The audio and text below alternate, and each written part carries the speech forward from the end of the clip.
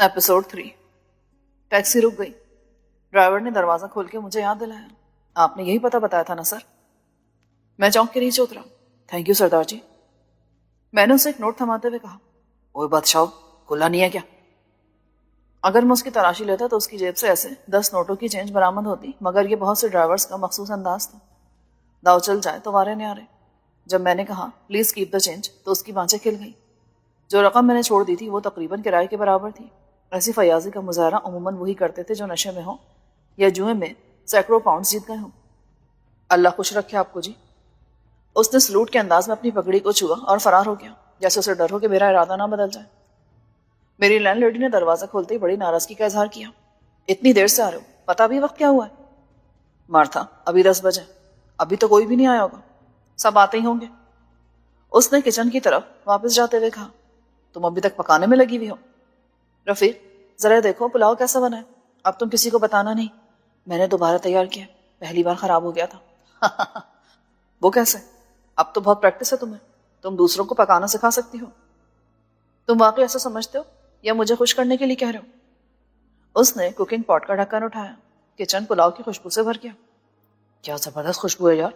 Martha, तुम्हारे पुलाव को international quality certificate मिल सकता है। ऐसे नहीं, चख के देखो, क्या ये खाने के काबिल है? ऐसा ना हो तुम्हारे दोस्त भूखे रह जाए मेरी वजह से। मैंने एक चमचा चावल निकाल के चखे। This is wonderful. कोई यकीन नहीं करेगा कि ये बाजार से नहीं आया। क्या बाकी चीजें आ गई हैं? यस, सब कुछ आ गया है।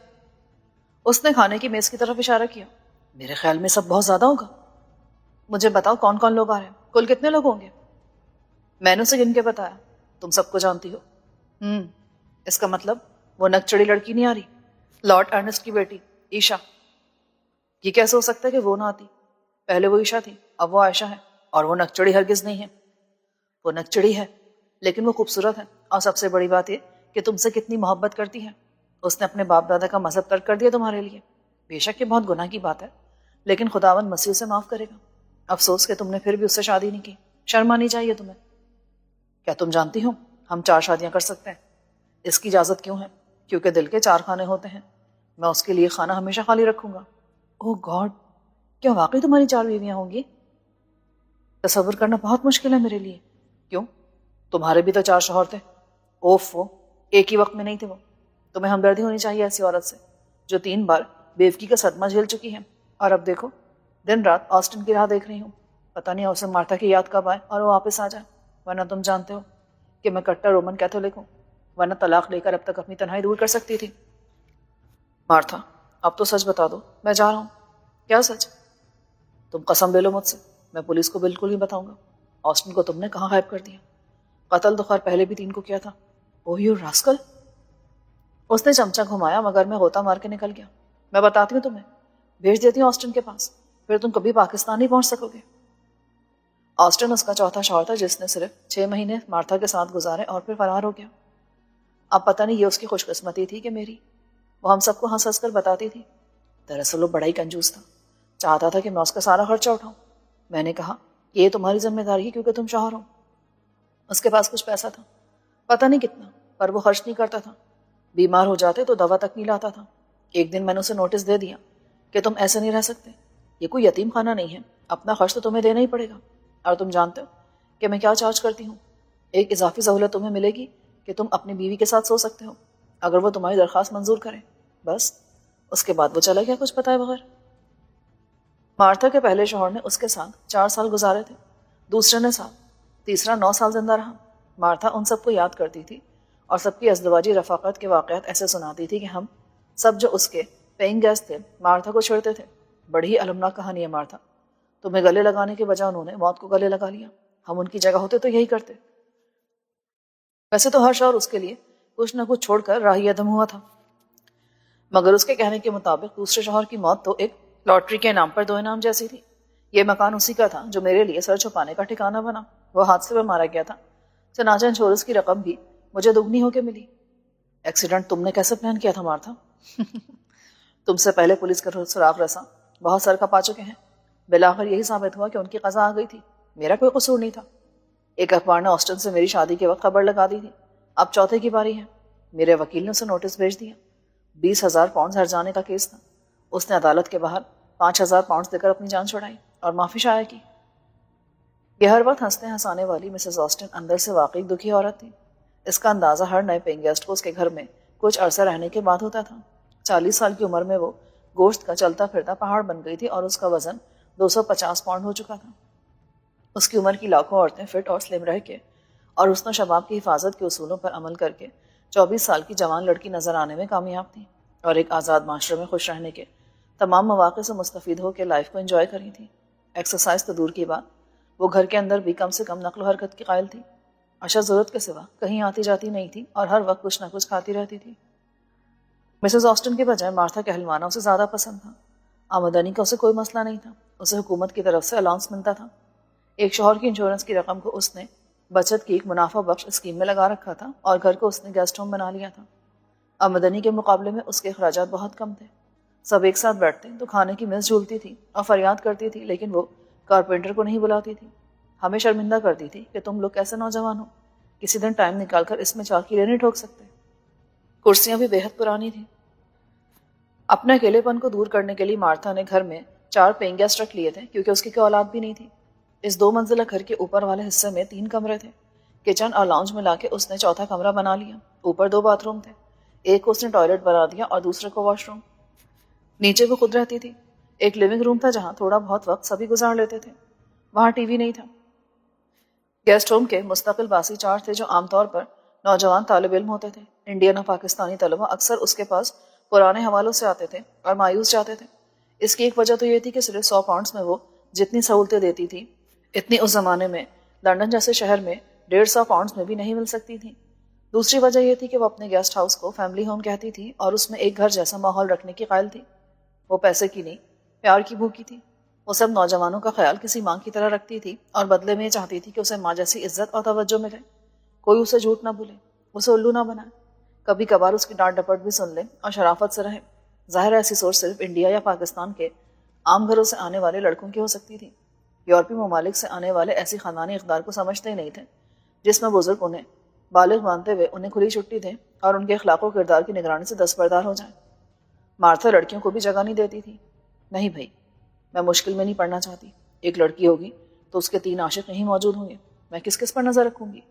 ان کی آپس میں رقابت ہوگی تو جھگڑا بھی ہوگا، خون خرابہ بھی ہو سکتا ہے۔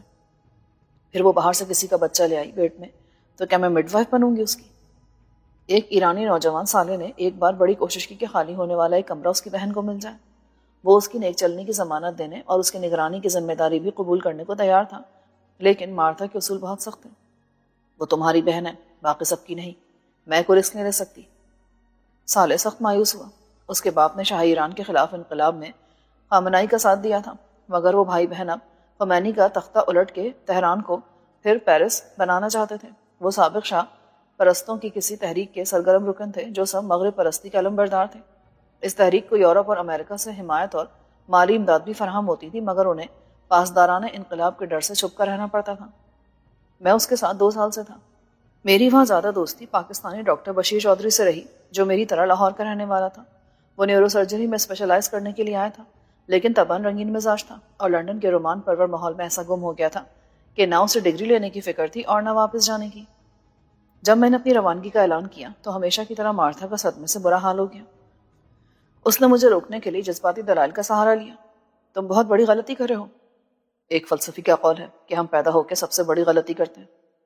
ڈونٹ بی سلی۔ جس حویلی جاگیر کی خاطر تم واپس جا رہے ہو، اس بیان میں تصحیح کر لو، میں والدین کے حکم پر واپس جا رہا ہوں۔ وہ تو ٹھیک ہے، لیکن ان دونوں کا کیا ہوگا؟ کون دونوں؟ رفیق، واپس جا کے تم فریال سے شادی نہیں کر سکتے۔ وہ جو تمہارا دشمن ہے مرزا، وہ تمہارا مرڈر کر دے گا۔ اسے اصولاً ایسا ہی کرنا چاہیے۔ فریال سے تم یہاں شادی کر سکتے تھے، لندن میں اس کی بدماشی نہیں چل سکتی تھی، پر ہم یہاں ہمیشہ نہیں رہ سکتے۔ کیوں نہیں رہ سکتے؟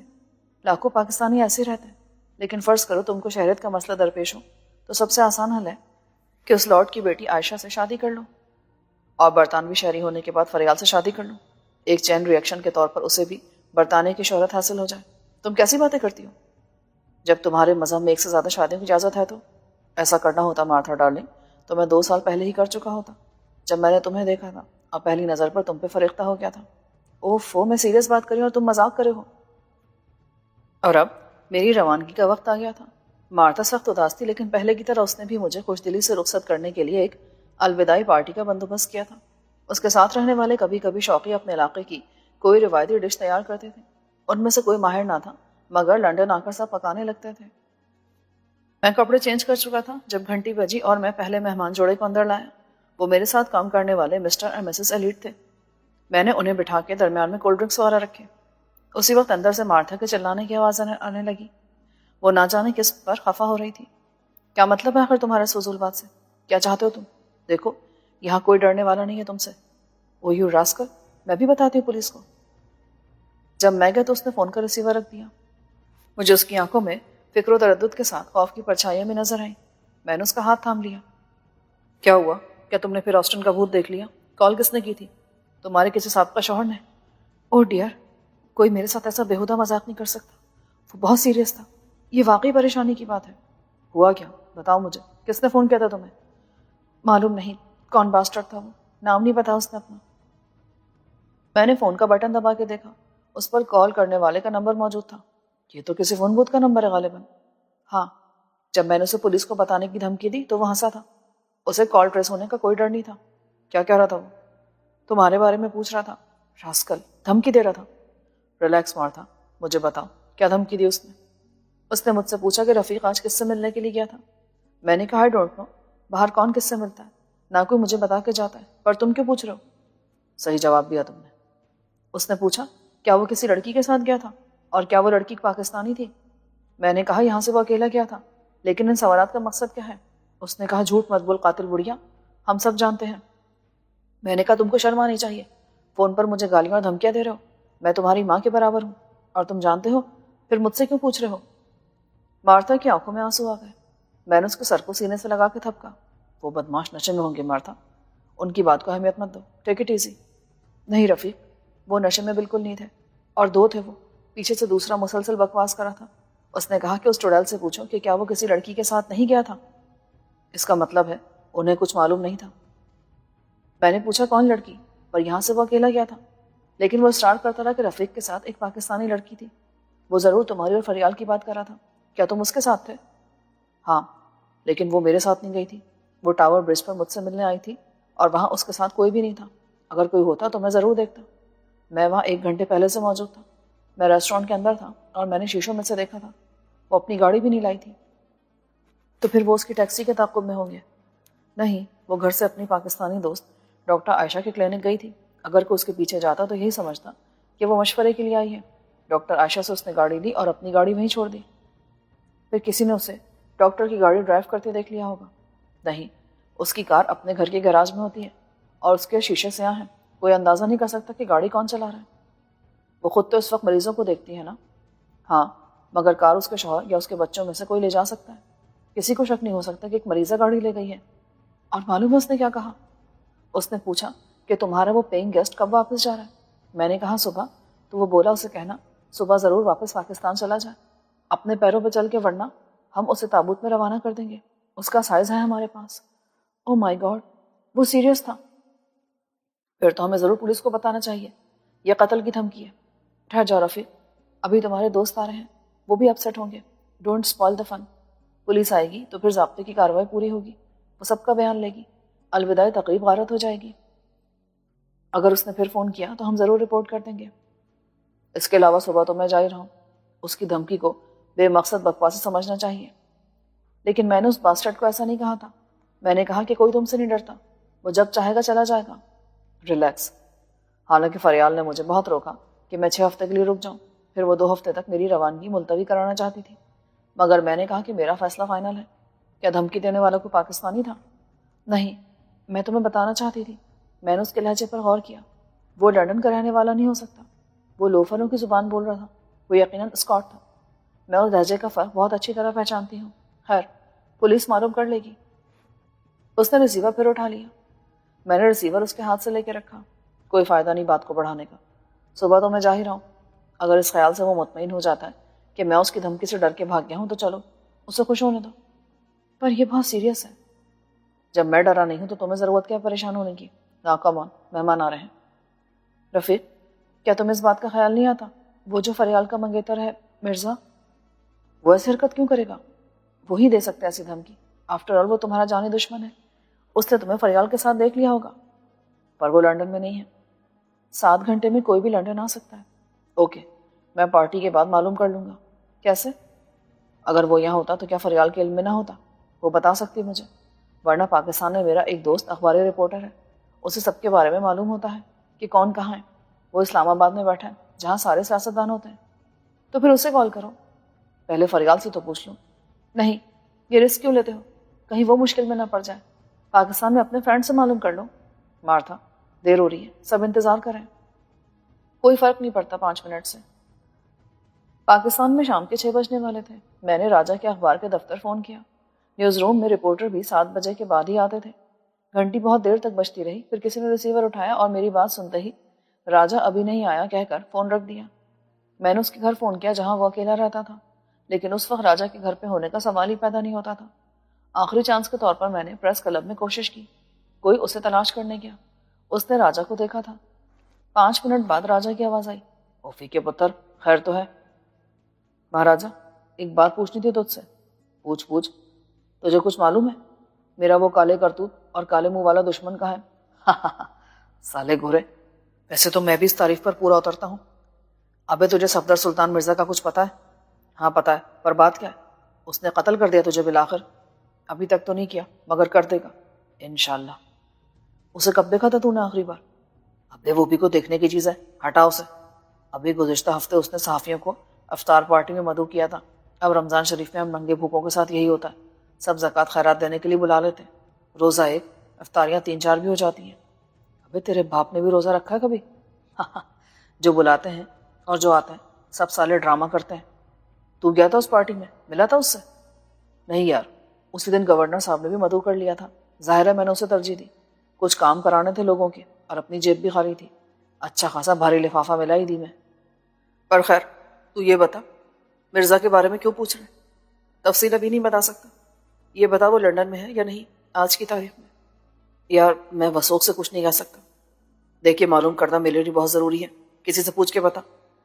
پرابلم یہی تو ہے, کسی اور کو معلوم ہوتا تو مجھے بھی ہوتا. کیوں, کیا وہ روپوش یا مفرور ہے؟ کچھ ایسا ہی سمجھ لے. تو جانتا ہے اس کی خاندانی بیوی تھی, جیسے کہ انسا فیوڈل لارڈز کی ہوتی ہے, کوئی کزن وغیرہ. ہاں تو کیا ہوا اسے؟ اس کی خاندانی بیوی نے خودکشی کر لی ہے. کہا تو یہی گیا کہ وہ بیمار ہو گئی تھی, لیکن اس اچانک ہونے والے جان لیوا بیماری کی تفصیلات میں بہت تضاد ہے. گاؤں میں مشہور تھا کہ اس پر جنات ہے. یہ بھی کہا گیا کہ وہ نفسیاتی مریض تھی اور اس نے خودکشی کر لی. کسی نے اس پر سفلی علم کروا دیا وغیرہ وغیرہ. لیکن اصل بات وہی ہے کہ اسے قتل کر دیا ہے صفدر مرزا نے. وہ بھی خاندان کی لڑکی تھی. باپ نے تو کچھ نہیں کہا, ماں کو بھی خاموش کر دیا ہوگا, مگر اس کا ایک بھائی امریکہ میں رہتا ہے, وہاں پڑھنے گیا تھا دستور کے مطابق اور لوٹ کر نہیں آیا. وہ پاکستان میں تھا, ایسے ہی آیا ہوا تھا. اس نے ہنگامہ کر دیا, پوسٹ مارٹم کے لیے اصرار کیا, آئی جی اور گورنر تک کو خط لکھ دیا. اس کے کہنے کے مطابق صفدر سلطان مرزا نازنین سے شادی کرنا چاہتا تھا. اب یہ نازنین کون ہے تو نہیں جانتا؟ پر کیسے جانے گا, لندن میں بیٹھا ہے نا. یہ بڑی سنسنی خیز چیز ہے, نووارد ہے, مگر کچھ ہی دن میں ہر طرف تہلکہ مچا دیا ہے. پہلے ماڈل تھی, انڈیا کے اشتہاروں میں نمودار ہوئی, کیونکہ یہاں تو زنانہ چیزوں کے اشتہار میں بھی کپڑے پہننے پڑتے ہیں. ڈانسر بہت اچھی ہے, اس کا ایک ویڈیو کیسٹ دیکھا تھا میں نے, کسی پرائیویٹ فنکشن کی پرفارمنس تھی. چیز تو ویسی ہے, شاہی محلے جیسی, مگر لیبل ماڈرن ہے, اپر کلاس کی محفلوں میں نظر آتی ہے. سنا ہے لندن سے پڑھی ہوئی ہے. خیر, اپنے صفدر سلطان مرزا نے اس کے لیے ایک فلم فوراً اناؤنس کر دی تھی. نازنین اس کی ہیروئن تھی. اس کا مہورت بھی ہوا تھا 3 مہینے پہلے, مگر اس کے بعد شروع ہو گئی دوسری لو سٹوری, اور اس کا انجام بہت زیادہ غیر متوقع نہیں سمجھا جا سکتا. بیوی کا قتل تو فیوڈل لارڈ سیٹ اپ میں ہو جاتا ہے. کوئی نازنین بھی بعض اوقات اتنی ذہین ثابت ہوتی ہے کہ داشتہ سے بڑھ کر زوجہ کے باعزت سمجھے جانے والے مرتبے پر فائز ہو جاتی ہے. مگر ایک تو خاندانی بیوی ان معاملات سے بے نیاز اپنے گھر میں راج کرنے کی پالیسی میں خوش رہتی ہے, دوسرے شوہر فرار نہیں ہوتے. وہ بولا, غالباً خرابی اس لیے ہوئی کہ نازنین نے آدھی جائیداد اپنے نام کرنے کا مطالبہ کیا, اور صفدر سلطان مرزا کی آنکھوں پر اس نے ایسی پٹی باندھ دی کہ اس نے کچھ نہیں دیکھا. آدھی خاندانی جائیداد دے کر نازنین کو حاصل کرنے کا سودا اسے سستا لگا. اس پر جائیداد کے مالکوں کو اعتراض ہوا. قاعدہ حزب اختلاف ہو گئی. خاندانی بیوی, نتیجہ یہ کہ اپنی جان سے گئی, مگر اس کے بھائی نے خاموش رہنے سے انکار کر دیا. اب وہ مرزا کے خلاف قتل عمد کا مقدمہ درج کرانے کی پوری کوشش کر رہا ہے. ظاہر اسے مخالفت کا سامنا ہے, یعنی کہ سسرال سے بھی اور خود پولیس سے بھی. عام آدمی ہوتا تو اب تک اسے چپ کرا دیا جاتا یا غائب کر دیا جاتا، پر وہ ہے امریکن. اس نے امریکی قونصلیٹ کو بھی بتا دیا ہوگا کہ وہ غیر محفوظ ہے، اور اب حکومت کی مشینری خود اس کی حفاظت پر مجبور ہو گئی ہے. یو مین کہ اس کا کچھ پتہ نہیں کہاں ہے، پاکستان میں یا انگلستان میں؟ آف کورس وہ انگلستان میں بھی ہو سکتا ہے، اکیلا، کیونکہ نازنین بہرحال اب اس کے ساتھ نہیں ہے. نہ خدا ملا نہ وصال صنم. پر تو ذرا محتاط ہو جا. لیونگ روم سے سنائی دینے والے باتوں کے شور سے اندازہ ہوتا تھا کہ سب مہمان آ چکے ہیں. مارتھا آ کر بولی، ایک تو تم عورتوں کی طرح بہت لمبی باتیں کرتے ہو. کیا پتہ چلا؟ میں نے اسے مختصراً بتا دیا. وہ پاکستان سے بھاگا ہوا ہے یا وہیں روپوش ہے. اس نے ایک عورت کے چکر میں اپنی بیوی کو قتل کر دیا تھا. یہ ہو سکتا ہے کہ وہ لندن میں ہو. میں لیونگ روم میں گیا تو میرے دوستوں نے ایک ساتھ بولنا شروع کر دیا. یہ کیا، تم ابھی تک کھانا پکا رہے ہو؟ سوری فرینڈز، پاکستان سے ایک ارجنٹ کال آ گئی تھی. کھانا تو بالکل تیار ہے، بس عائشہ آ جائے. ہاں، کھانا اسی سے مشروط ہے. وہ نہ آئی تو ہم سب کو بھوکا واپس جانا پڑے گا. اسی وقت عائشہ آ گئی. میں ہی نہیں، اسے دیکھ کر سبھی کچھ دیر کے لیے مبہوت رہ گئے. اس خصوصی تقریب کے لیے اس نے پاکستانی لباس کا انتخاب کیا تھا. ظاہر ہے یہ میری خاطر تھا، مگر شلوار قمیض اور دوپٹے میں وہ بالکل ایک پاکستانی لڑکی نظر آ رہی تھی، اور اس کے حسن کا تاثر قیامت خیز تھا. سوری فرینڈز، مجھے کچھ دیر ہو گئی. میرا خیال ہے اب کھانے میں مزید دیر مناسب نہیں. کیا خیال ہے؟ مارتھا نے بھی اسی وقت انٹری دی. عائشہ سال بھر پہلے عیشا ارنسٹ تھی. اس کا باپ لارڈ ارنسٹ اسی کمپنی کا MD تھا جہاں میری ملازمت کو 2 سال پورے ہو چکے تھے. وہ کاروباری طور پر کامیاب اور سیاسی حلقوں میں خاصے اثر و رسوخ رکھنے والا آدمی تھا. اپنی بیوی کے مقابلے میں وہ فراخ دل اور خاصا غیر متعصب شخص تھا. عائشہ اپنے باپ کی کمپنی میں ایکسٹرنل ریلیشن کے شعبے کی ڈائریکٹر تھی، لیکن اس میں سفارش یا باپ کے اثر و رسوخ کو قطعی دخل نہ تھا. اس نے سوئٹزرلینڈ سے پبلک ریلیشن کے ساتھ ہیومن ریسورسز میں ڈگری لی تھی. یہاں آنے سے پہلے وہ 3 مختلف اداروں میں بہترین پرفارمنس دے چکی تھی، اور 2 سال کے مختصر عرصے میں اپنی ذہانت سے ثابت کر چکی تھی کہ وہ کس باپ کی بیٹی ہے. باپ کے بڑے نام کی رعایت اسے کہیں نہیں ملی تھی. وہاں کام اور کاروباری خاندانی حوالے کا تصور ہی نہیں. جب بالآخر باپ نے اسے دگنے معاوضے پر ڈائریکٹر کی پوسٹ آفر کی تو نہ باپ نے بیٹی پر احسان کیا اور نہ بیٹی نے باپ پر. دونوں طرف سے ایک قطعی غیر جذباتی قسم کا کاروباری فیصلہ تھا. عائشہ کو خدا نے حسن صورت کے ساتھ حسن سیرت سے بھی نوازا تھا. حسب نسب پہ غرور کا زمانہ اب انگلستان میں بھی نہیں رہا، اور وہ طبعاً منکسر مزاج اور ملنسار لڑکی تھی، اس حد تک کہ اس کی دوستانہ مسکراہٹ اور بے تکلفی عموماً غلط فہمیاں پیدا کر دیتی تھی. ابتدا میں مجھے بھی غلط فہمی ہوئی، مگر کچھ عرصے میں جب میں نے عائشہ کی فطرت کو سمجھ لیا تو میرے اور اس کے درمیان ایک بہت اچھی ورکنگ ریلیشن شپ بن گئی. کمپنی کی کامیابی کی ایک بڑی وجہ یہی تھی. وہاں ایک جیسی ذہنی سطح رکھنے والے لوگ تھے جو اشتراک جانتے تھے. ان کے درمیان مقابلہ نہ تھا، وہ اپنے کام میں ماہر تھے. عائشہ سے میری دوستی کب شروع ہوئی اور کب در پردہ مراحل طے کرتی محبت بن گئی، اس کا مجھے پتہ ہی نہ چلا، اور جب مجھ پر حقیقت آیا ہوئی تو بہت دیر ہو چکی تھی. شاید ایک میں ہی تھا جو بے خبر رہا. باقی سب لوگ دیکھ رہے تھے، باتیں کر رہے تھے اور پیشن گوئیاں کر کے شرطیں لگا رہے تھے.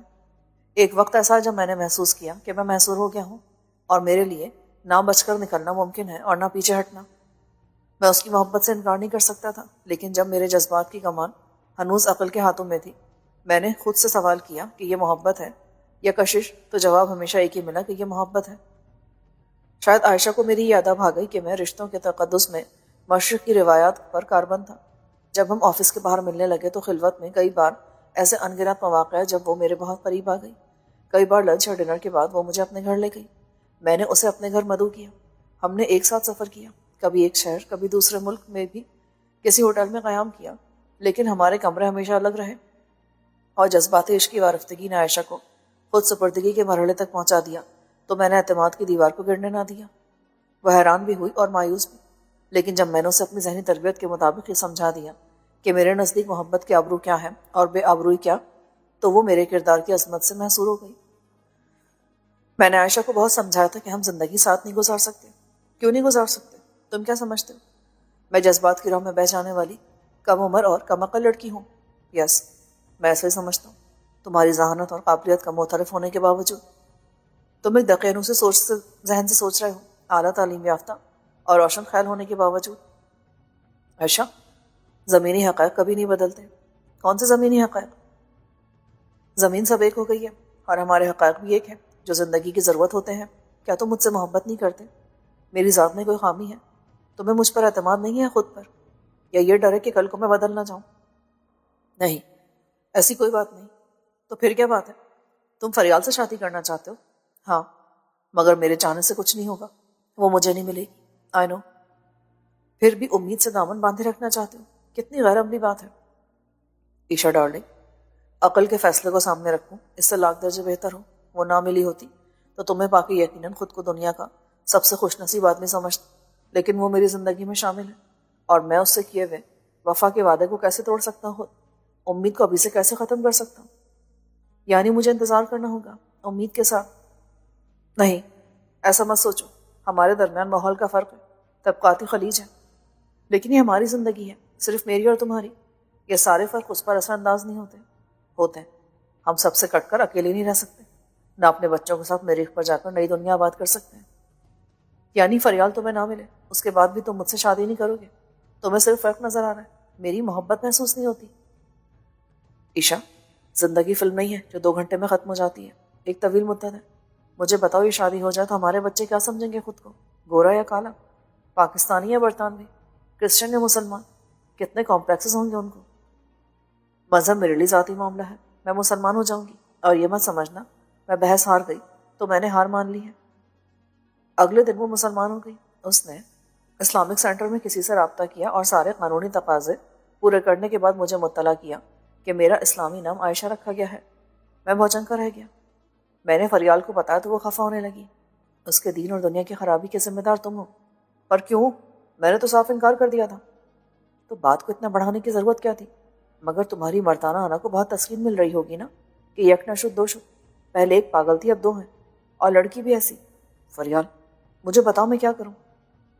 وہی جو میں کہتی رہتی ہوں، ابھی اس سے شادی کر لو، پھر مجھ سے کر لینا، 2 کی گنجائش رکھنا، زندگی بڑی لمبی ہے، اور تم ماشاءاللہ ایسے ہینڈسم ہیرو اور شہزادہ گلفام ہو کہ ایشوریا رائے بھی آ جائے نا کچے دھاگے سے بندھی ہوئی، اور اینجلینا جولی بھی آ جائے گی۔